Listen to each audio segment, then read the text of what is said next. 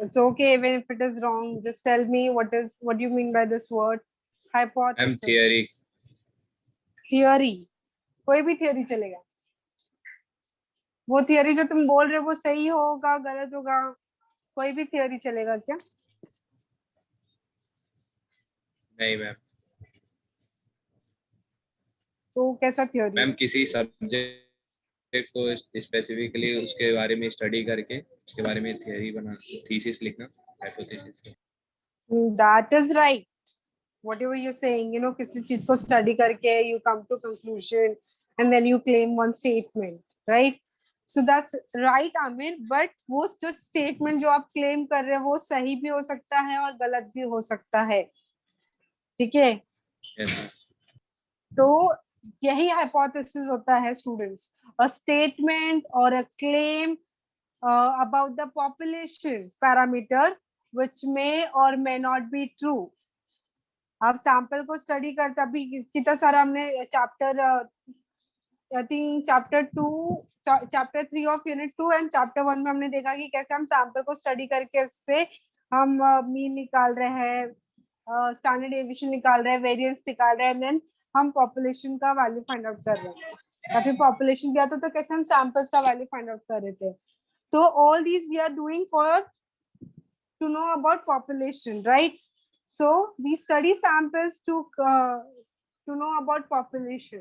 अब सैंपल को स्टडी करके आप जो भी स्टेटमेंट बनाते हो या फिर क्लेम करते हो या you make a statement which may और may not be true about population, that is called the hypothesis. वो आपको टेस्ट करना है कि क्या वो जो आप क्लेम कर रहे हो वो एक्सेप्टेबल है या नहीं।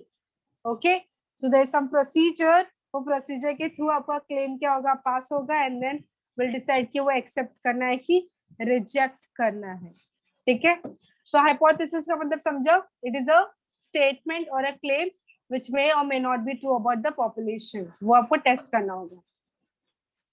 नेक्स्ट आता है types of hypothesis. So there are two types of hypothesis: null hypothesis, which we denote by H naught, and उसका ऑपोजिट, null hypothesis का ऑपोजिट होता है alternate hypothesis। ये दो चीजें डिसाइड करेंगे कि आपको कौन सा टेस्ट परफॉर्म करना है। Alternate hypothesis we denote by either by HA और we use H1, but mostly we use H1 to denote the alternate hypothesis. Okay, now I will make you all understand कि कैसे आप hypothesis, पहले तो आपको set करने आना चाहिए कि मैं नल हाइपोथेसिस में क्या सेट करूं और ऑल्टरनेट हाइपोथेसिस में क्या सेट करूं। मोस्टली स्टूडेंट्स लॉजिक क्या रहता है इन्हें सेट करने का कि अभी कोई क्लेम करना है, कोई स्टेटमेंट आपने क्लेम किया है उसको मुझे रिजेक्ट नो, कोई ऑल्टरनेट और नल हाइपोथेसिस में ऐसे स्टेटमेंट, नल हाइपोथेसिस, नल से समझ में आता है कि कुछ नलिफाई करना है, रिजेक्ट करना है। सो अगर कोई स्टेटमेंट आपने सेट किया है उसके पीछे का पर्पस ये है कि उसको आपको रिजेक्ट करना है, so that you are going to put it in null hypothesis. So null hypothesis में वी पुट दो स्टेटमेंट्स जिनका पर्पस हम क्या रहता है उनको नलिफाई करने का या फिर रिजेक्ट करने का रहता है। वेर इन ऑल्टरनेट हाइपोथेसिस में क्या होता है, उसका ऑपोजिट। ऑल्टरनेट हाइपोथेसिस में क्या रहता है, उसका opposite we put it in alternate hypothesis. For example, suppose I'm claiming a statement that average age of college students in a city, I'll just write down average age of college students in a city is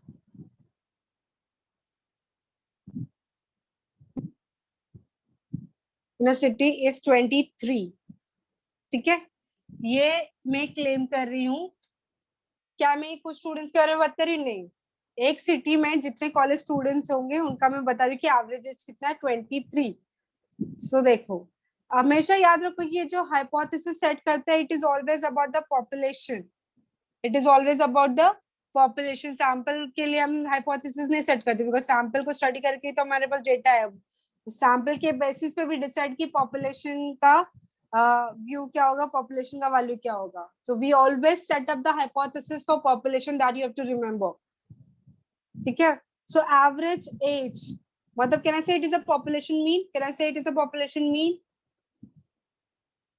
because average age of a college student कुछ students की बात नहीं कर रहा है, in a city जितने college students है उसकी बात करते हो। College students in a city हमारे क्या हो जाएगा, पॉपुलेशन उनकी एवरेज एज इज 23, तो मतलब मीन हो गया, population mean, and that we denote by mean is equals to 23।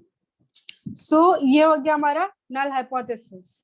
याद रहो इक्वल टू साइन किसके अंदर आता है, नल हाइपोथेसिस के अंदर आता है। ऑल्टरनेट में इक्वल टू साइन बिल्कुल भी नहीं आएगा। तो इसका ऑपोजिट क्या हो सकता है, एक ऑपोजिट क्या हो सकता है कि म्यू इज इक्वल टू 23 है, तो इसका ऑपोजिट क्या हो सकता है, mu is not equal to 23, mu is not equal to 23। या फिर in some of the case क्या हो सकता है कि एवरेज एज क्या हो सकता है, it can be less than 23, yes और no, does it make sense to all? तो ऑल्टरनेट हाइपोथेसिस में क्या आ सकता है, ग्रेटर देन इक्वल टू 23। या फिर बोल सकते हो कि एवरेज एज क्या हो सकता है, greater than sorry equal to sign तो आता नहीं है, तो ग्रेटर देन 23 हो सकता है। तो एच नॉट में क्या आएगा, mu is less than equal to 23। Is this understood to everyone? मैं आपको एक स्टेटमेंट दे रही हूँ that average age of college student in a city is 23. It is a statement.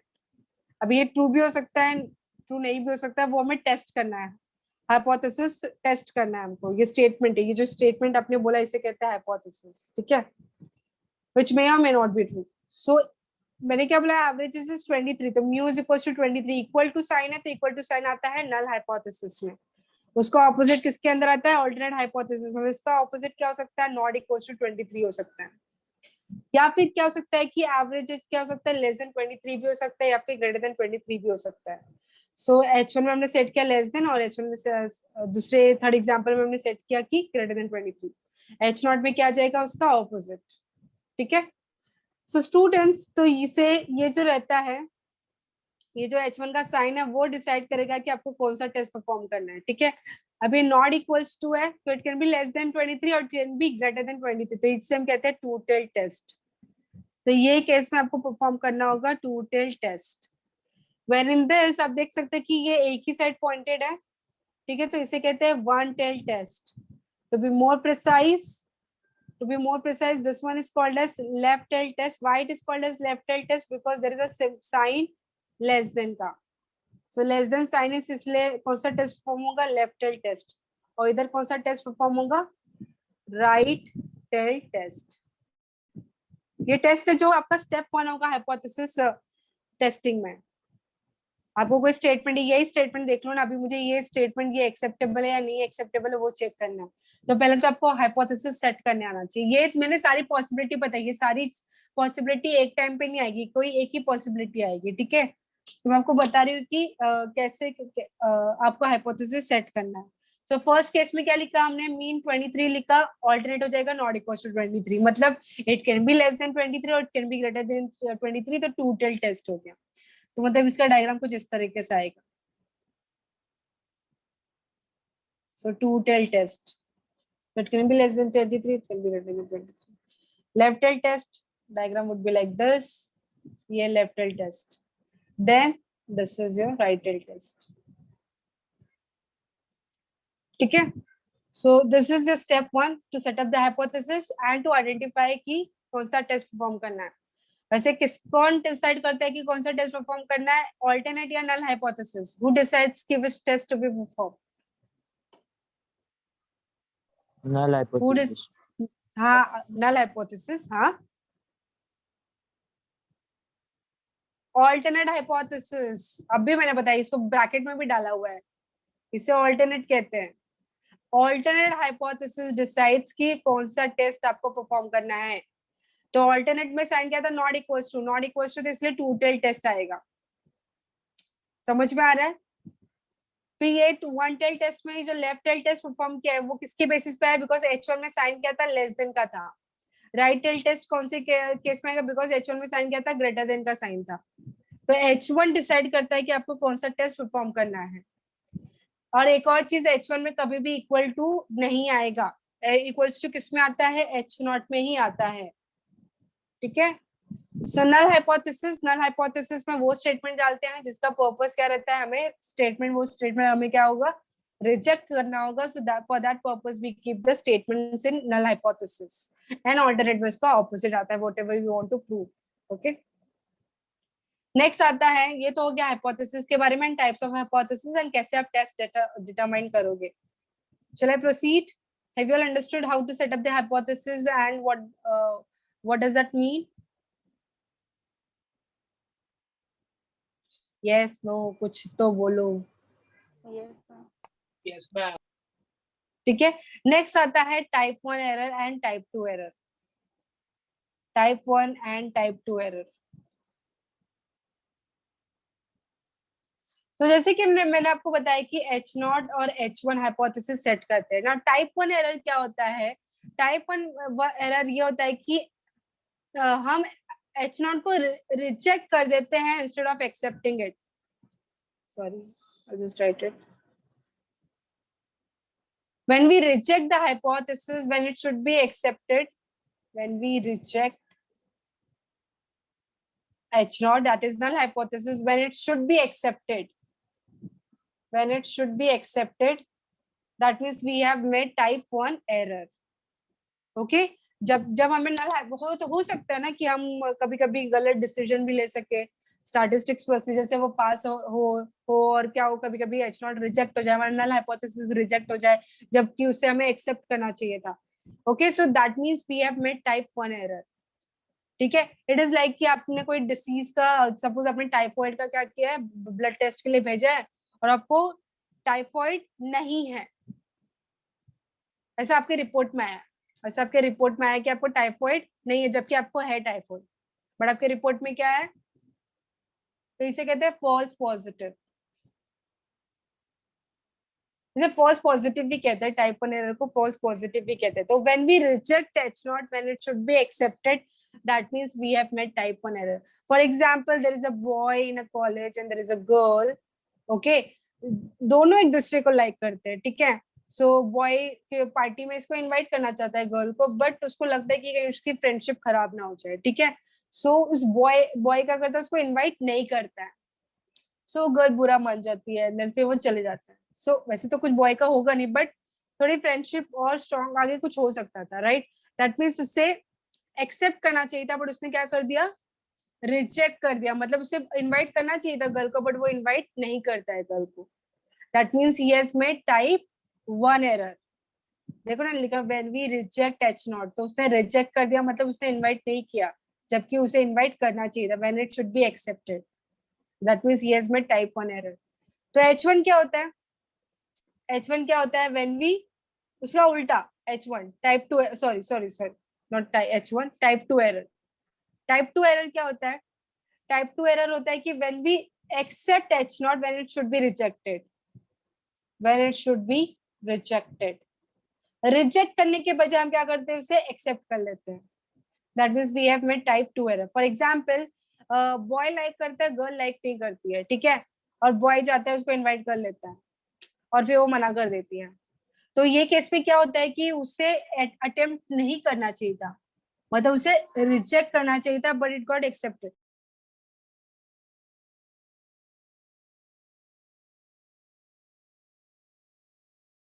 सो उसे रिजेक्ट करना चाहिए था, बट वो एक्सेप्ट करता है. वो जाता है, लड़की को पूछता है कि इनवाइट कर लेता है पार्टी के लिए, तो वो मना कर देती है, वो अपसेट हो जाता है. ठीक है.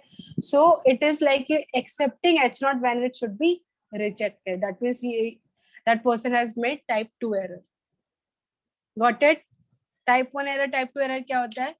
So type 1 error मतलब क्या? When we reject H0 when it should be accepted. और type 2 error मतलब क्या? हम रिजेक्ट करने के बजाय क्या करते हैं, उसे एक्सेप्ट कर लेते हैं. ठीक है. तो I'll tell you कि what is the criteria to accept or reject the hypothesis.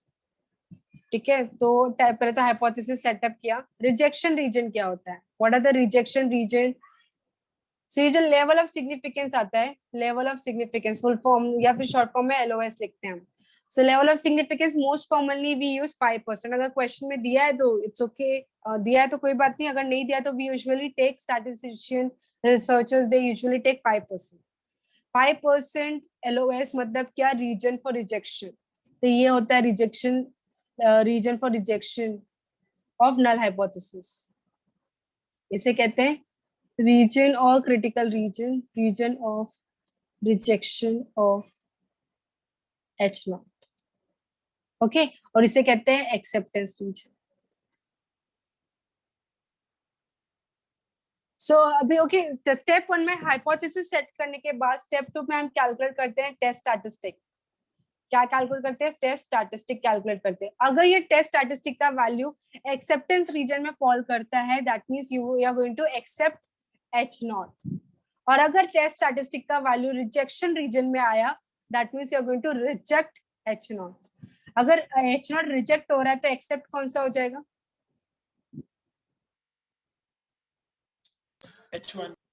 H1 हो जाता है। तो वी डोंट से कि तो रिजेक्ट हो गया H0 that means we don't have enough evidence to support H0। This is what it means. That means we don't have enough evidence, we don't have enough data to support H0. इसलिए H0 क्या हो गया? Reject हो गया है and that is why H1 has got accepted. Is it clear? So याद रखो ये एक्सेप्टेंस रीजन रिजेक्शन रीजन किसका होता है? H0 का होता है। और ये वैल्यू क्या होगा, ये वैल्यू कैसे निकालना है वो हम देखेंगे कैसे निकाला जाता है।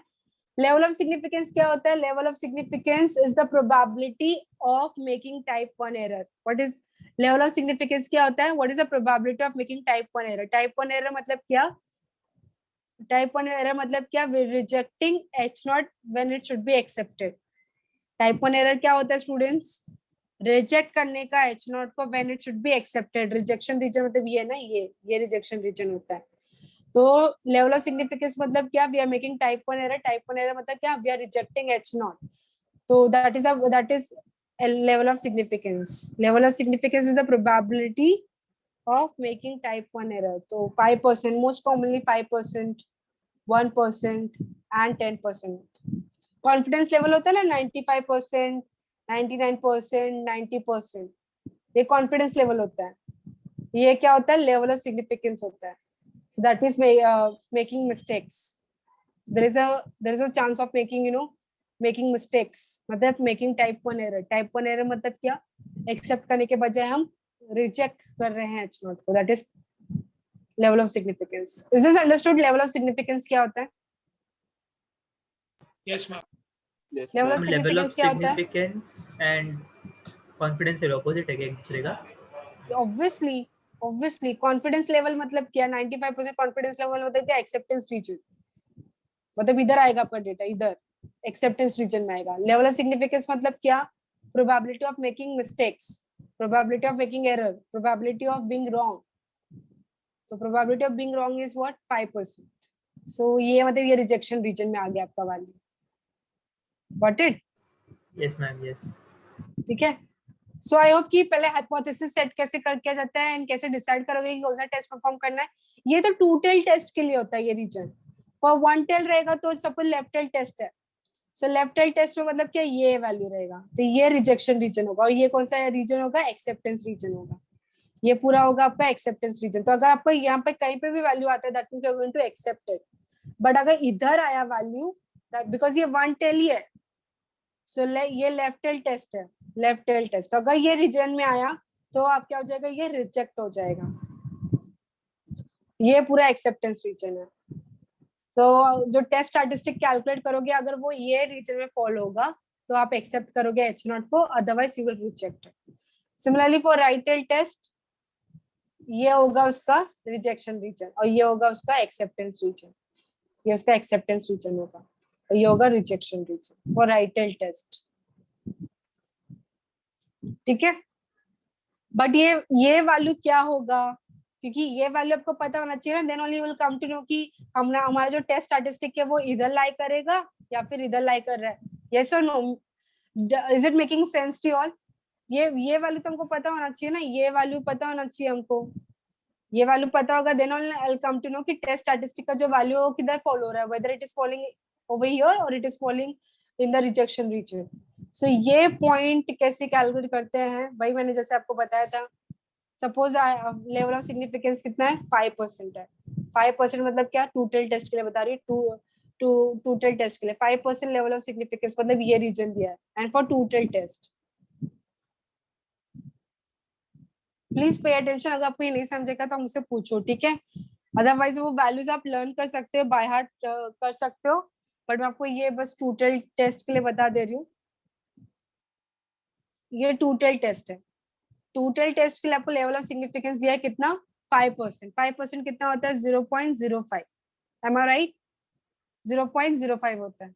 नाउ ये 0.05 कौन सा एरिया है? ये वाला एरिया दिया है बीच वाला पार्ट, या फिर ये जो मैंने ये जो ड्रॉ किया हुआ है, शेड किया है जो रीजन, वो रीजन, राइट? ये दोनों एरिया मिला के कितना है 0.05 है। ठीक है, तो ईच एरिया कितने का हो गया?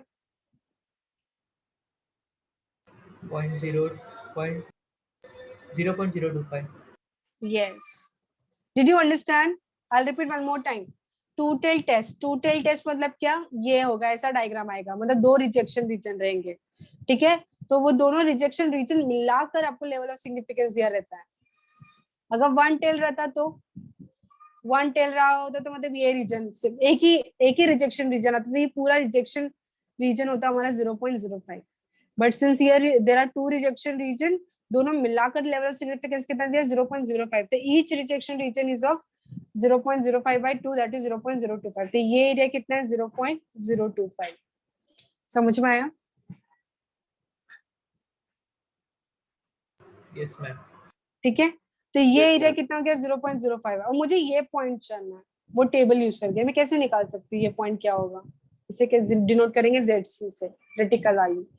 क्रिटिकल वैल्यू कहते हैं इसे, critical value. I will just right it. ये होगा क्रिटिकल वैल्यू। सो जरा बताओ ये कैसे निकालूंगी मैं? अभी ये एरिया, ये पॉइंट कैसे निकालूं? मुझे ये एरिया पता है कि this is 0.025। So how can I calculate, how can I get to know कि ये ZC कितना होगा? वो टेबल मुझे इजाजत देता है कि मुझे अगर यहाँ से यहाँ तक का ही मैं निकाल सकती हूँ। तो क्या करूँ अब मैं? कैसे निकालेंगे students? Come on. Ma'am, 0.5 minus ये यस, known द area जो है एरिया, हमारे पास. यस, मुझे पता है कि पूरा एरिया कितना होता है on the right hand side of the zero, that is 0.5, right? No, that is 0.5। अभी 0.5 में से मैं क्या सब्ट्रैक्ट करूंगी? मुझे ये एरिया चाहिए, मुझे सिर्फ ये एरिया चाहिए, बिकॉज यही एरिया मुझे अलाउ करता है टेबल देखना। तो ये एरिया में से मैं क्या सब्ट्रैक्ट करूंगी? 0.025। ये कितना आता है? 0.475। Can I say 0.4750? Is this right? Is this right? Is this right? Yes, ma'am. अभी ना 0.4750 हम टेबल में देखेंगे। एक सेकंड, मैं शायद टेबल ऑन नहीं किया, एक सेकंड।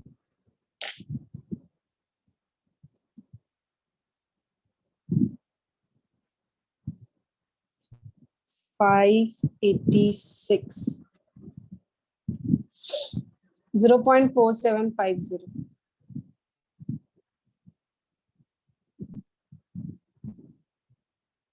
अभी 0.4750 मतलब मुझे कौन सा एरिया पता है? मुझे ये एरिया पता है, दिस एरिया आई नो। कितना दिया है ये एरिया?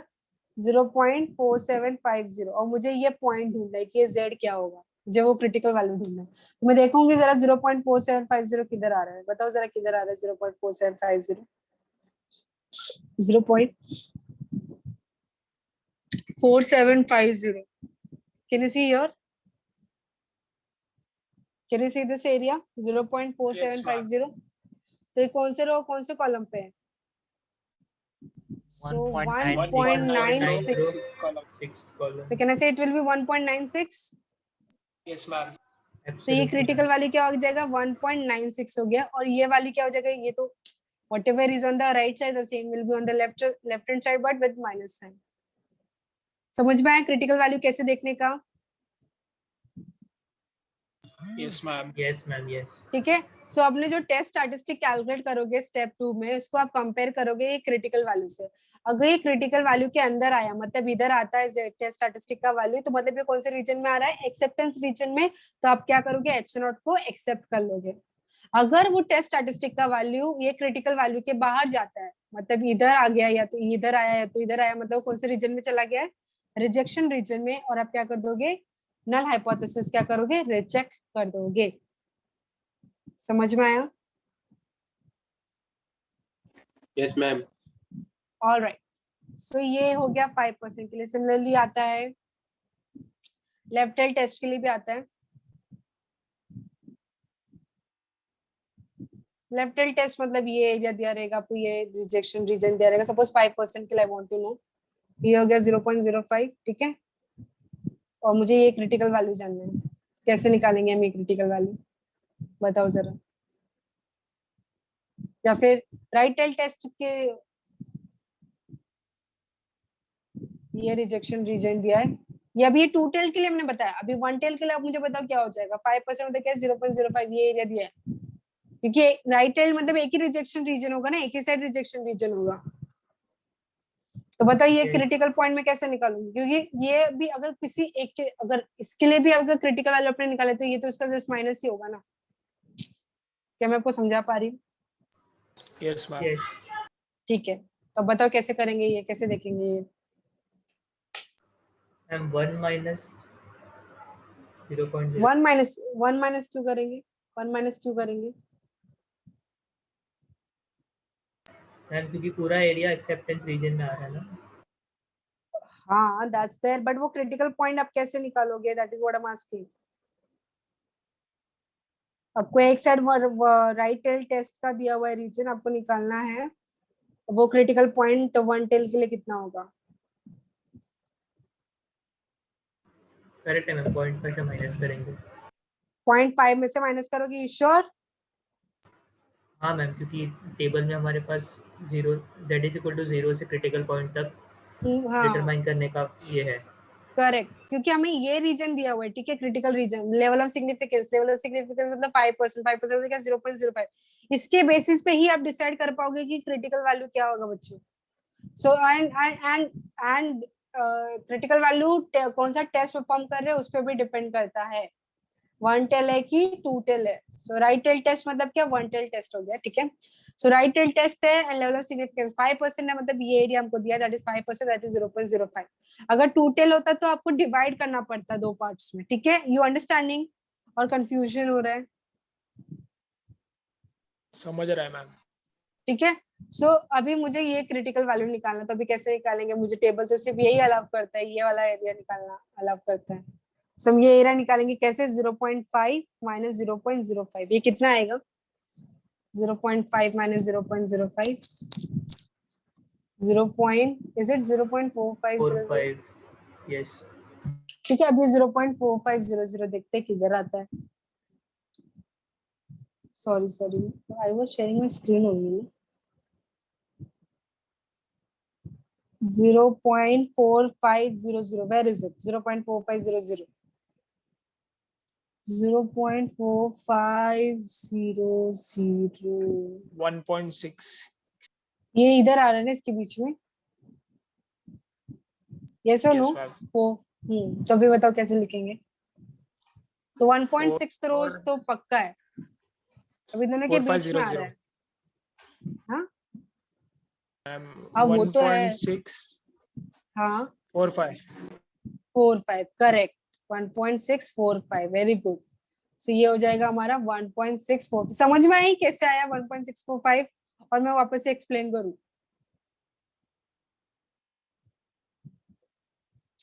नहीं समझा है तो बोलो नहीं समझा है, मैं वही पूछ रही हूँ कि दोबारा एक्सप्लेन करूं कि समझ गया है।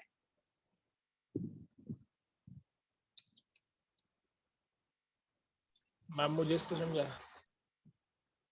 मैं वापस एक्सप्लेन करती हूँ, तुम लोग बोलेगा भी नहीं। So this is your region, आपको लेवल ऑफ सिग्निफिकेंस दिया है 5% और राइट टेल टेस्ट है, तो मतलब राइट टेल टेस्ट मतलब ये क्रिटिकल रीजन होगा। क्रिटिकल रीजन मतलब क्या, रिजेक्शन रीजन फॉर H0। ये हमें दिया है 5%, 5% मतलब 0.05, ठीक है। फिर आता है हमें निकालना है क्रिटिकल वैल्यू क्या है, क्रिटिकल वैल्यू मतलब ये पॉइंट, सॉरी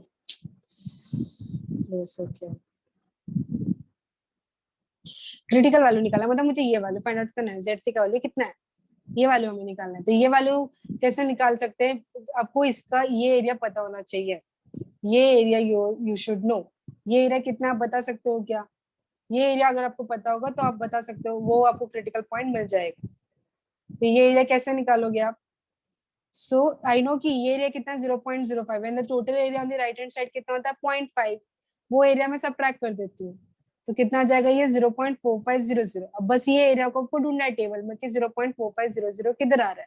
सो मैंने देखा कि वो इधर आ रहा है, इधर, तो ये कौन से रो कौन से कॉलम पे 1.6 रो पे और 4-5 के बीच में, तो इसे हम इसलिए क्या लिखा है 1.645 लिखा है। सो ये तो राइट टेल टेस्ट के लिए था ना, तो सिमिलरली लेफ्ट टेल टेस्ट के लिए क्या बताओगे आप, सेम कैलकुलेशन रहेगा ना, because what ever area is on the right the same area is on the left. तो अगर लेफ्ट टेल टेस्ट रहता है और आपको 5% लेवल ऑफ सिग्निफिकेंस पे क्रिटिकल वैल्यू निकालना होता तो क्या होता है, इसका आंसर 1.645 होता है। समझ में आया? -1 point. Yes, minus ma'am. में आता था। तो so far what we have understood, how to set up the hypothesis. What is hypothesis? It is a statement or a claim about the population which may or may not be true, that we have to test. There are two types of hypothesis, H0 and H1. H0 is called null hypothesis and H1 is called the alternate hypothesis. Null hypothesis में basically generally we put those statements जिसका purpose क्या रहता है, rejection का, okay? And H1 में we put opposite of the H0. H0 में equal to sign कभी भी नहीं आता है। एंड पॉपुलेशन की बात करें, मतलब हम स्टैटिस्टिक्स पढ़ रहे हैं तो basically we are dealing with population mean, population variance, population standard deviation. Please keep that thing in your mind. हम स्टैटिस्टिक्स पढ़ रहे हैं, सो सैंपल को स्टडी करके हम मीन निकालते हैं, स्टैंडर्ड डेविएशन निकालते हैं, वेरिएशन निकालते हैं and we generalize it for population.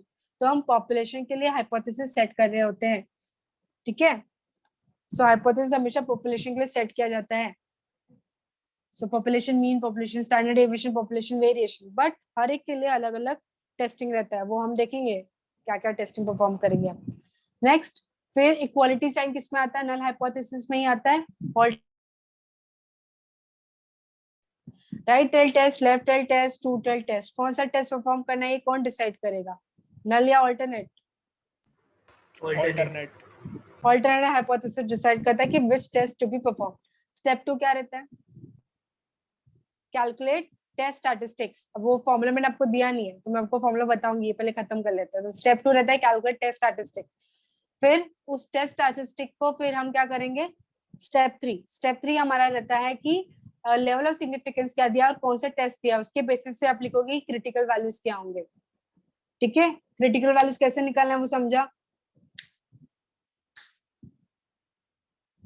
Yes, ma'am. Critical values मैंने आपको 5% के लिए Yes. बताया। Now here is the table, ठीक है? ये टेबल आप लोग स्क्रीनशॉट ले लो, अगर वो कैलकुलेशन समझा तो अच्छी बात है, अदरवाइज क्रिटिकल वैल्यू का टेबल अब ऑलरेडी रेडीमेड आपके सामने है। तो जैसे कि मैं आपको बताया, देखो 5% के -1.96 to 1.96 आता है, ये 2 टेल के लिए रहता है एंड फॉर 1 टेल ये रहता है। Here I have 5% level of significance के लिए, similarly you can have 10% level of significance and 1, जो mostly commonly ये 3 जो level of significance होते हैं यही यूज होते हैं, 10%, 5% and 1%, ये तीनों में से। तो ये तीनों वैल्यूज देखो, 2 टेल टेस्ट के लिए तो कॉन्फिडेंस लेवल का जो रहता है वही वैल्यूज है, कुछ ज्यादा अलग से तो लिया नहीं है। बट 1 टेल के लिए बस जो भी राइट टेल है, अगर राइट टेल का रहेगा पॉजिटिव, लेफ्ट टेल का रहेगा नेगेटिव। राइट टेल का देखो पॉजिटिव है, लेफ्ट टेल का रहेगा नेगेटिव, बस वही डिफरेंस है। तो ये वैल्यूज आप लर्न कर लो तो बेटर है। ये क्रिटिकल वैल्यू जो स्टेप 3 रहेगा। देन स्टेप 4 रहेगा आपका, you decide whether your values तो टेस्ट स्टैटिस्टिक है वो क्रिटिकल वैल्यू के अंदर आ रहा है या फिर क्रिटिकल वैल्यू के बाहर जा रहा है।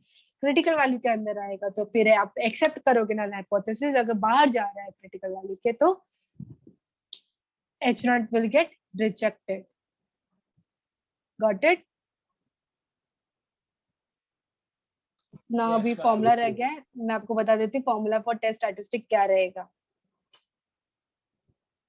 So formula for test, there 4 फॉर्मूले, सारे फॉर्मूले एक साथ नहीं यूज करेंगे, डिपेंडिंग ऑन द क्वेश्चन की डेटा कैसा दिया हुआ है क्वेश्चन में, वो उसके accordingly are going to use the formula. Step 2 calculate test statistic.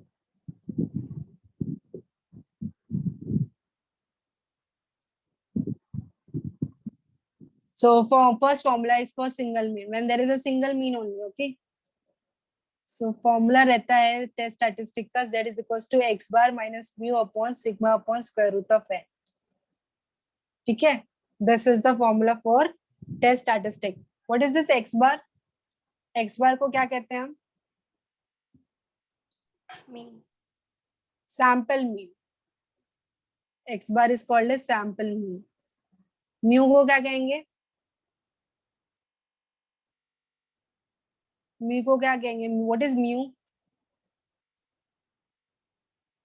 अरे बाप रे, what is mu Population. students? Population mean.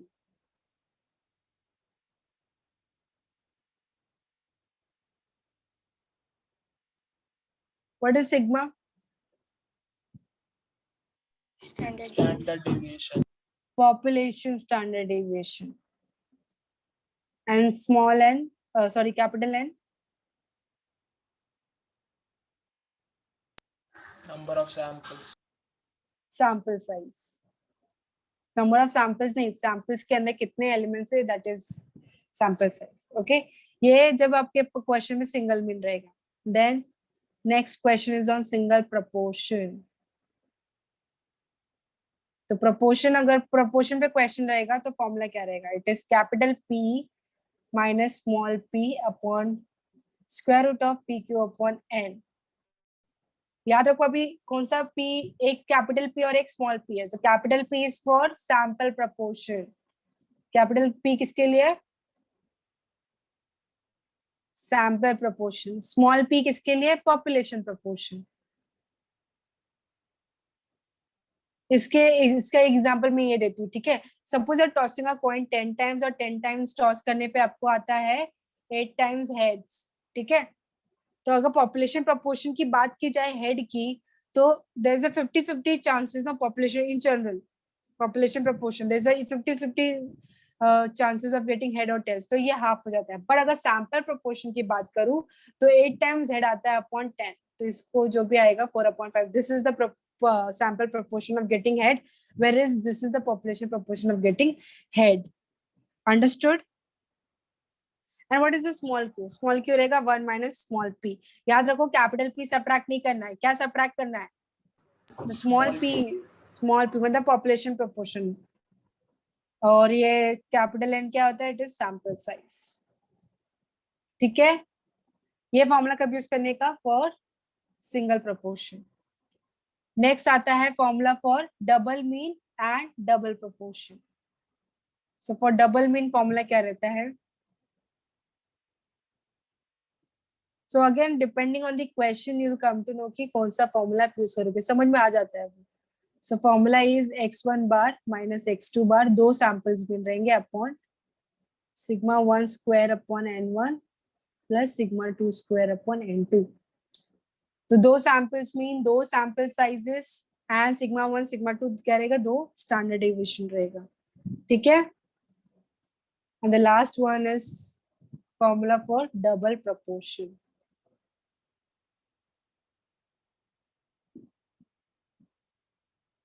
So formula for double proportion is, एक second. So P1 minus capital P1 और capital P2 use किया students. What is this capital P1 and capital P2? Sample proportion. Yes. And small p and small pq ऐसे निकालोगे आप. n1 p1 plus minus, sorry minus आता है. एक second, we need that back. Minus n2 p2 upon n1 plus n2. So this way you're going to calculate this small p n1 p1 minus n2 p2 minus the, sorry, plus ही आएगा. n1 p1 plus n2 p2 upon n1 plus n2 where q is 1 minus p. So ये आप पहले आपको p और q calculate करके लेना पड़ेगा, फिर आप ये फॉर्मूले में आप डाल पाओगे where n1 and n2 are the sample sizes. ठीक है. सो ये चारों में से कौन सा फॉर्मूला यूज करना है ये तो आपका क्वेश्चन ही डिसाइड करेगा कि क्वेश्चन में डेटा क्या दिया हुआ है, उसके हिसाब से you're going to apply the formula. So you all can take the screenshot of it. तो सारे वेरिएबल्स के मतलब आप सभी को पता होना चाहिए.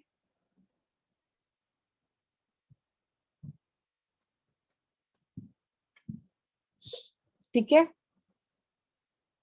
और ये था acceptance, rejection, reaching, and this was your how to set up the hypothesis.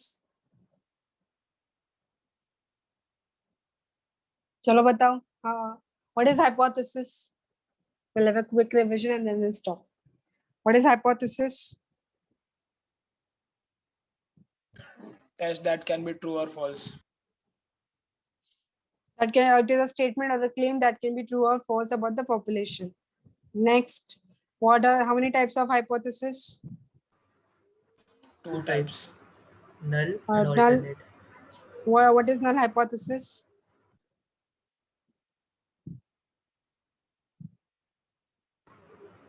Hypothesis wherein we have to nullify or reject a claim. We put that statement जिसका purpose क्या रहता है, rejection या फिर nullify करने का. Next, what is alternate hypothesis?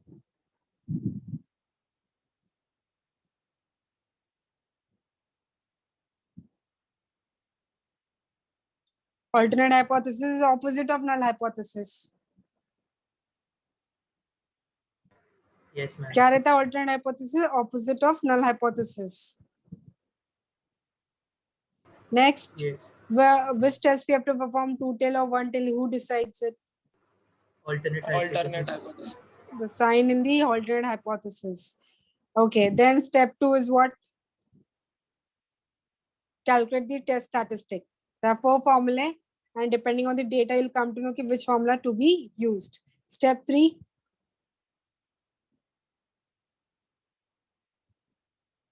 Step 3 क्या रहता है? Calculate critical value. Critical value किस पर डिपेंड करता है?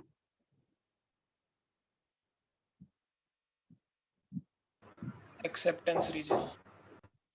Level of significance and types of which type of test you're performing.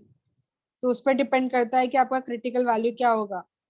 Then step 4 होता है कि एक्सेप्ट करना है नल हाइपोथेसिस या रिजेक्ट करना है. ठीक है.